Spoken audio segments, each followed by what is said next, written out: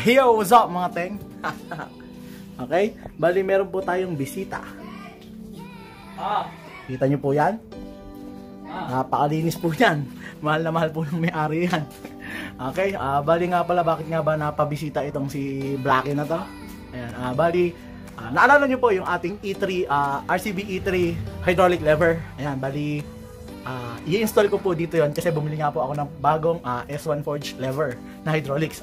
Kakabit po natin dito yung E3, yung RCB E3 po natin na hydraulic lever. Ayan. Then linisin na rin po natin at pahiran na rin po natin ng aking Oscar na pang mat. Ayan, para magmukha naman bago. Tuwa-tuwa naman. Okay, tara po, kabit na natin. Let's go! Okay, para hindi po magtagal yung ating pag-convert, di ba? Tatanggalin ko po itong pinaka headlight. Tanggalin ko yung pinaka headlight. Tapos kukunin ko po itong kulay item. Bali, ito na po yung magiging akin. Ito na po yung magiging sa kanya. Kasi may tabas na nga ito. Para naka-ready na po dun sa may E3 RCB lever natin. Dun sa may E3. Tabas na po kasi ito dito. Tinabas kasi dyan. Pati nasa ibabaw. Mapansinin nyo. Pansinin nyo. Tabas na po. Para hindi na mahirapan. Pagpapalitin ko na lang. Bali, ano ba tatanggalin lang natin dito? Ano ba tatanggalin lang natin dito? Ito. Tsaka itong lock na to. Okay, tanggalin na po natin. Tanggalin natin ito.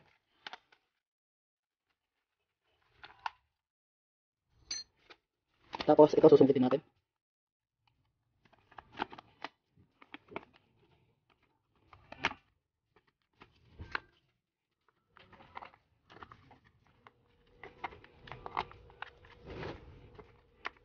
Ayan, tanggal na po natin yung isa. Kabila naman.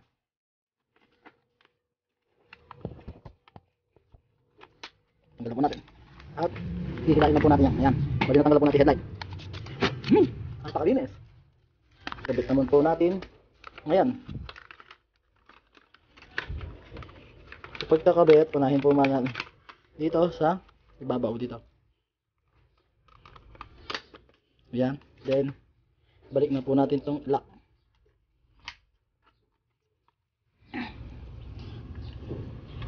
Bali pa ganyan. Nakalak na. Then, ito naman po ating tinanggal na tornilyo.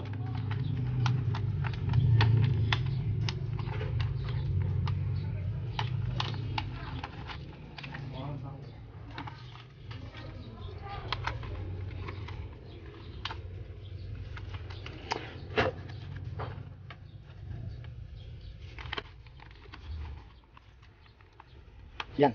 Bali na, ilipat na po tayo. Yan. Okay, tuloy na po natin pagbabaklas doon sa may head.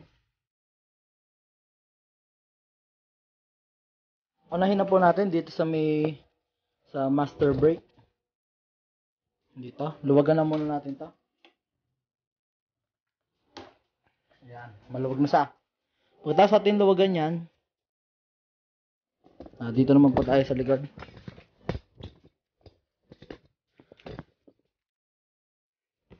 Baklasin na natin.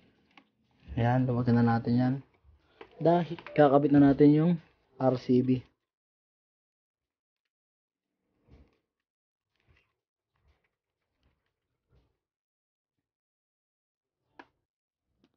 Install na po natin RCB.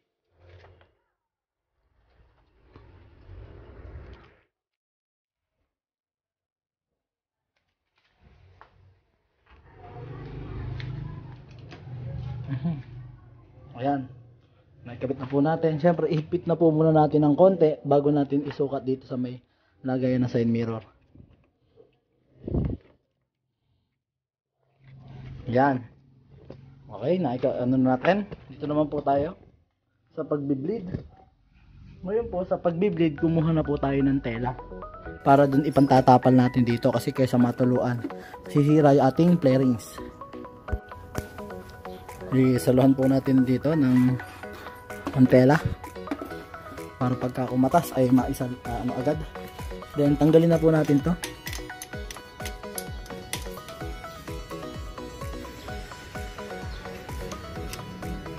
Hugutin na rin po natin to.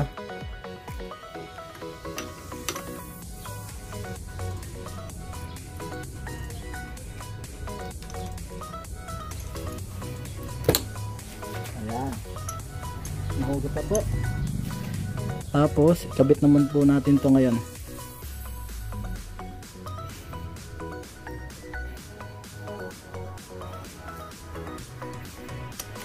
Dito.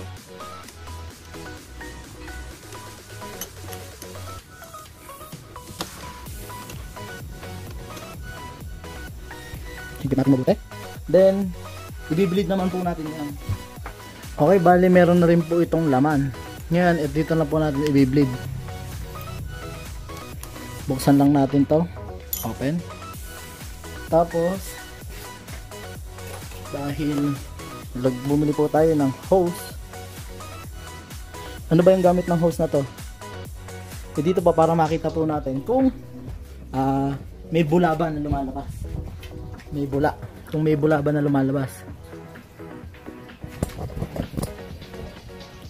Buksan din natin dito para malaman natin kung baka mamaya biglang maubusan ng fluid. Doon lang tayo sa sigurado. Para kung baka kailangan natin magsalin. Ayan.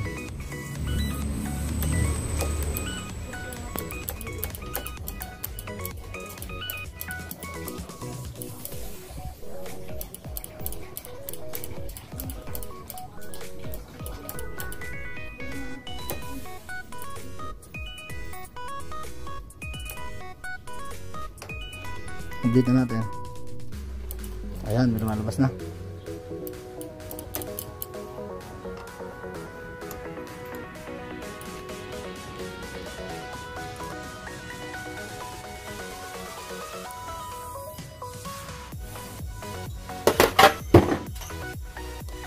Sarado.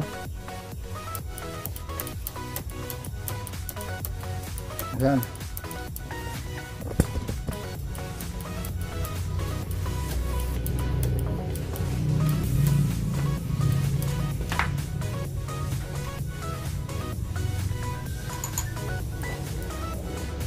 Okay, meron na po tayong preno.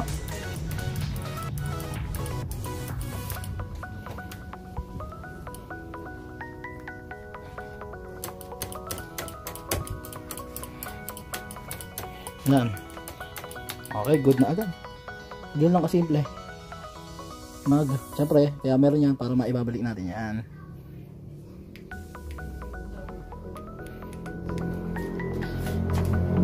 Okay, ganun lang po kasimple.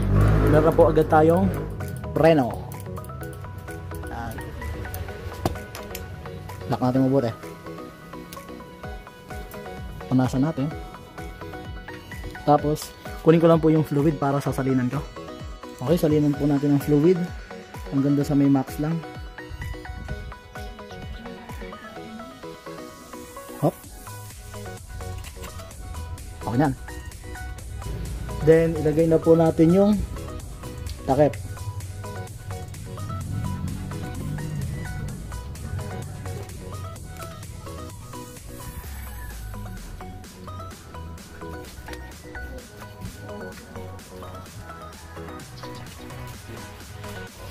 At huwag natin kakalimutan yung pinaka switch dun sa may ilaw. Dito, stoplight. Ito lang yan. Kakabit lang din natin dito. Salpak na lang din yan. Ayan. Para gagana. Nice. Next, yung sa ating clutch lever naman. Let's go. Ayan, tanggalin na rin po natin to. Tanggalin din natin yung kanyang. Naku po. Paano ba matatanggal ito? Pumukat na.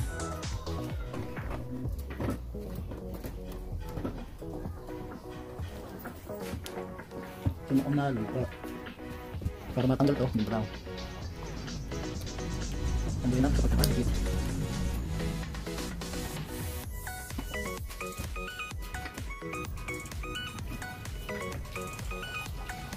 Tumawag na po tayo ng tulong.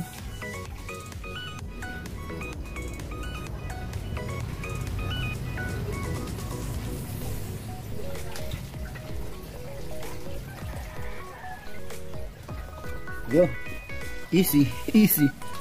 Easy. Then, baklasin na po natin to. Hindi kailangan natin. Baklasin na rin po natin to. Then, tanggalin na rin po natin to.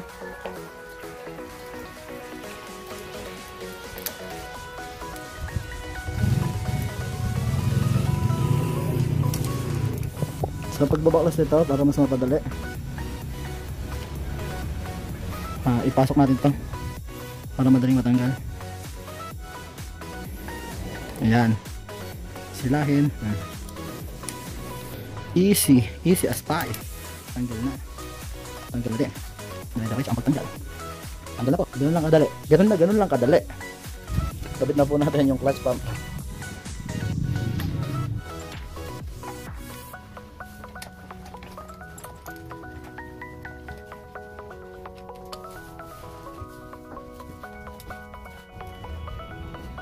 Mamaya lang natin lugan. Ayan, nakikabit na po natin. Then, ang susunod na po natin gagawin ay tatanggalin na po natin itong side fairings. Ayan, tanggalin na po natin side fairings. Kasi para ilulusot po dito yung hose. Tapos dito naman sa ilalim ilalagay yung master clutch, yung clutch pump. Ayan, taka lang. Ihanap natin magandang pwesto.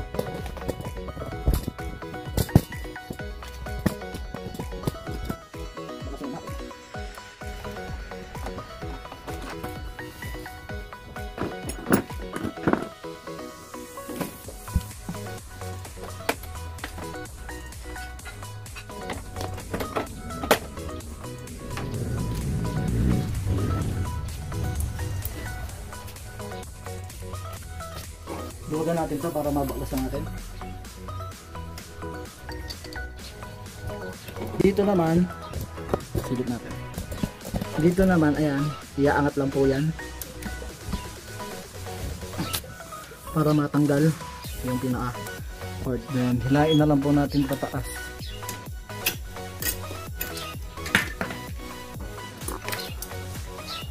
Ayan. Tago na yan. Ayan. Then ito po ikakapit natin yung clutch pump. Tapos ito dito ilalagay.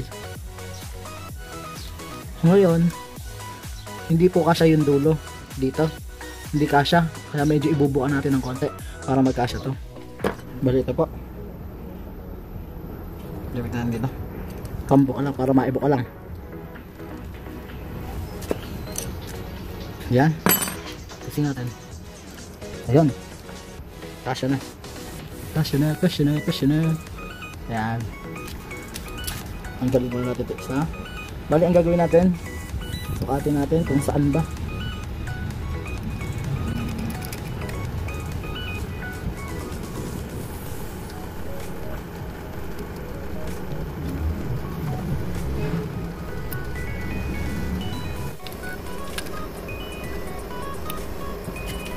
Baba natin to.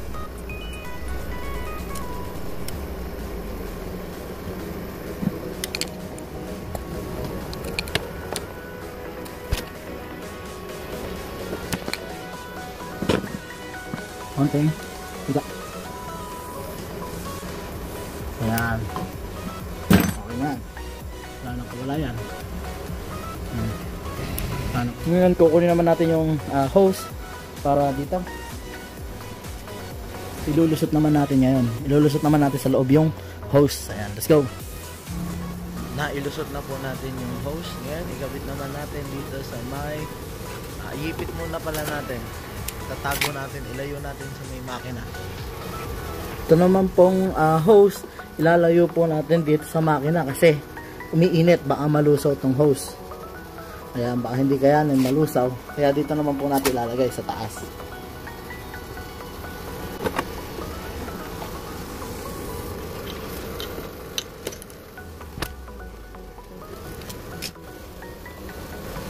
Tanggalin na po natin ito.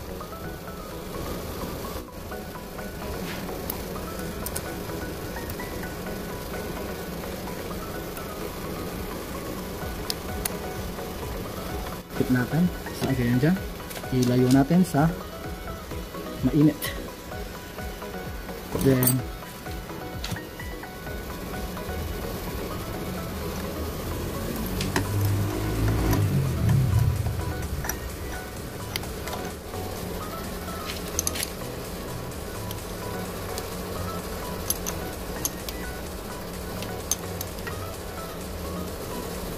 ayan, para i-bleed naman na po natin yan.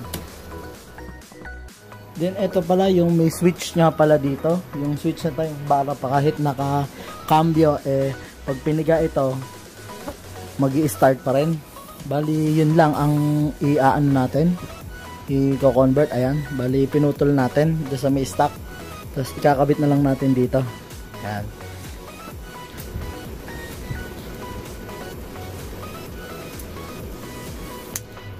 Ayan. Malibog. Tinahan na natin. Balatan natin. Kahit kanan kaliwa naman to.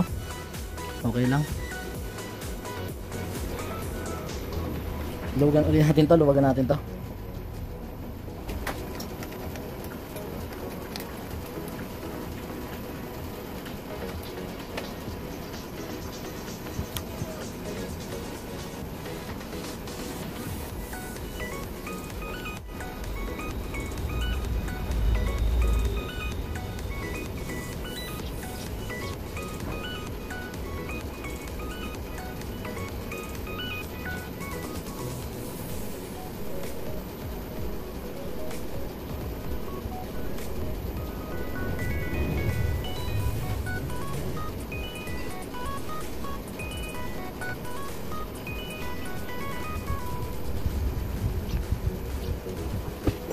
Siyempre, mabalutan natin ng tape.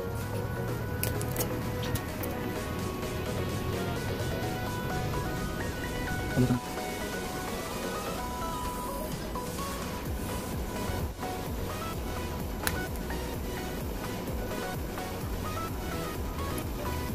Yan. Natin. Ayan, bali na ikabit na po natin. Kabit na po natin itong batok.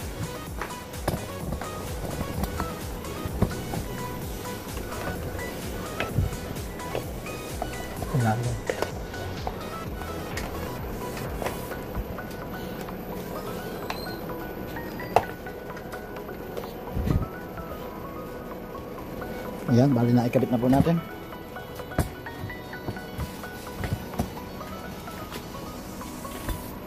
Ayan. Okay. Sa pagbi-bleed naman tayo ng clutch, buksan natin to.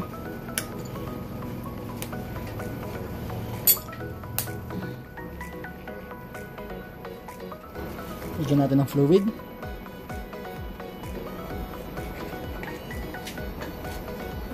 Then bi-bleed naman natin yan. Kunin natin yung hose. Tapos ito yung pinakamahalaga. Sa pag-bleed, buksan natin to.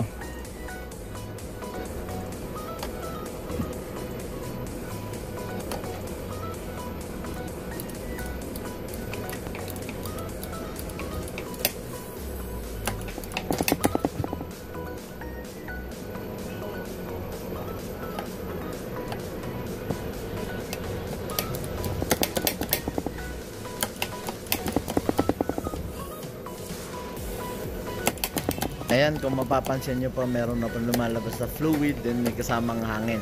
Yun po yung aalisin natin para mas maganda na ang maging piga ng ating clutch.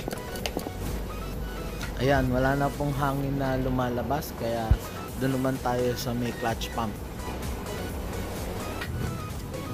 Luwagan po natin dito para makita po natin kung meron bang hangin din na lumalabas o puro fluid na po ang lumalabas.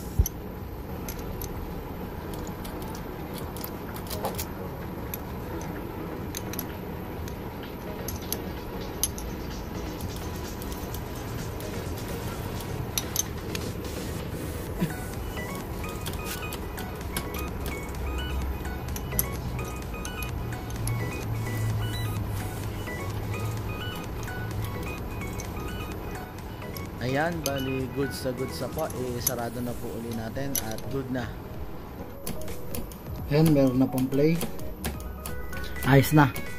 Good na, good. Hindi na po tayo magtatabas dito kasi sakto naman. Sakto yung flarings. Kasi iba nagtatabas dyan eh. Ayan, okay na po. Okay. Ikabit na po natin at good na. Okay, kabit na po natin headlight. Tingnan nga natin.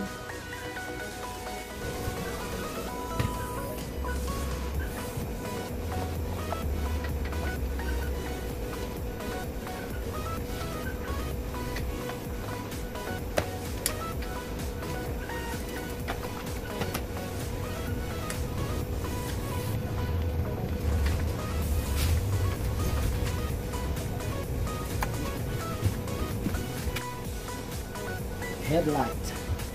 Hindi natin kakalimutan yung ating switch ay sa ilaw.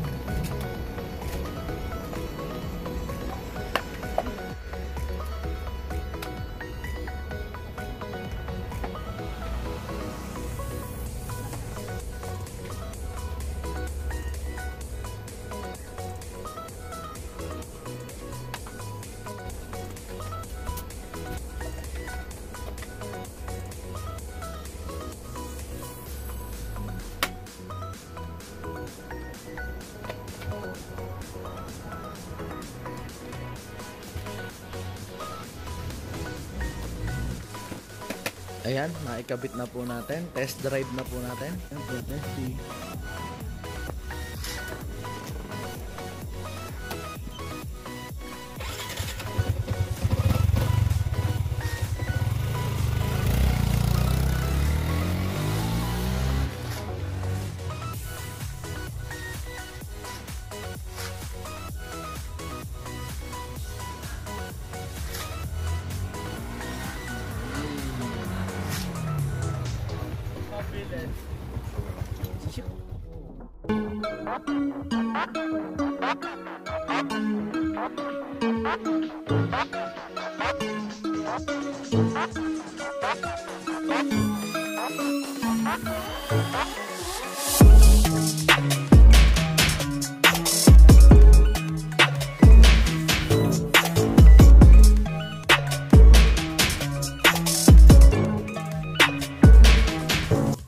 Yo, what's up mga teng? Ayan, tapos po ang ating project. Ayan, nakikabit po natin yung E3 RCB lever doon po sa ating Sniper 150 ng ating tropa. Ayan, maraming salamat sa pagtitiwala, kaibigan. Ayan, then please, sa mga nanood, maraming salamat sa panonood. Then, don't forget to subscribe to my channel. Then, please, kung nagustuhan nyo po yung aking video, paki-like na rin po and paki-share na rin po para mapanood din ng iba. Ayan. Hanggang dito na lamang. Pakihintay na lang po ang aking susunod na video. Peace out!